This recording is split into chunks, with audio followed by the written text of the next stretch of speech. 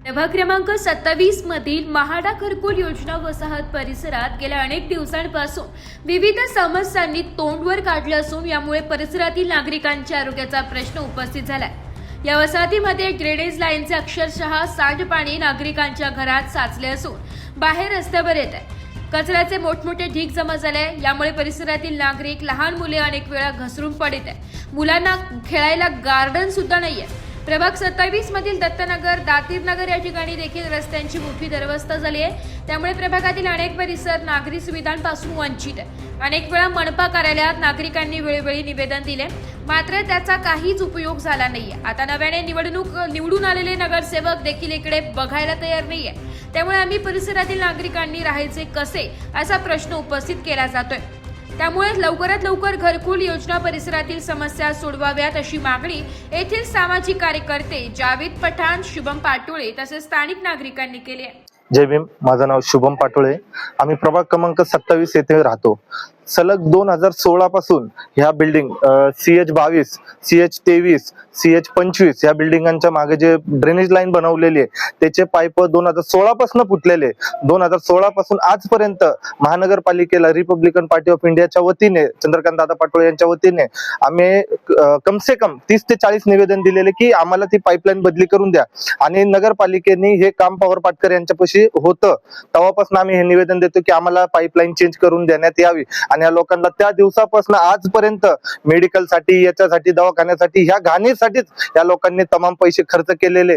आणि नगरपालिकेला विचारायला गेल्यानंतर नगरपालिका फक्त एवढंच म्हणते, आमच्यापाशी निधी नाहीये, आमच्यापाशी मॅन पॉवर नाहीये। फक्त नगरपालिकेचे लोक म्हणून काम करून जाता, ते म्हणजे सफाई कर्मचारी त्यांचं काम इमानदारीत करता। मग हे ड्रेनेज लाईन वाले काही झोपलेले आहे का?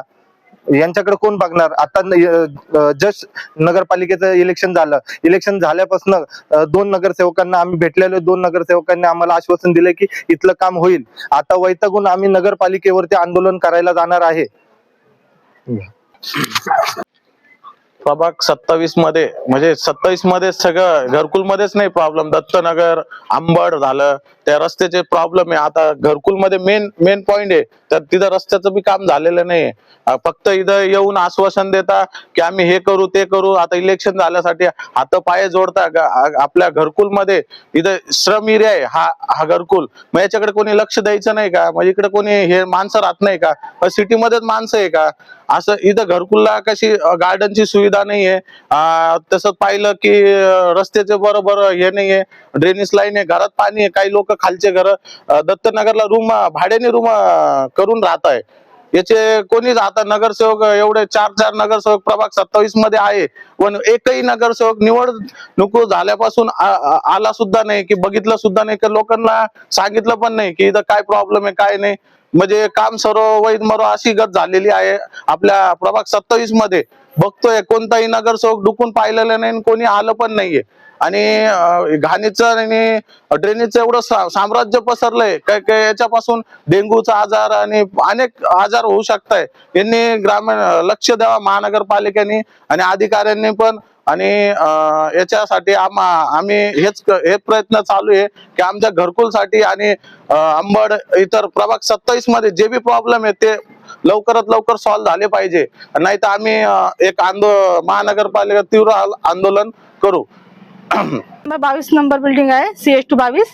आणि आम्हाला पूर्ण आमच्या खालचे जेवढे घर आहेत ना तेवढे सगळे रिकामे झालेले आहेत।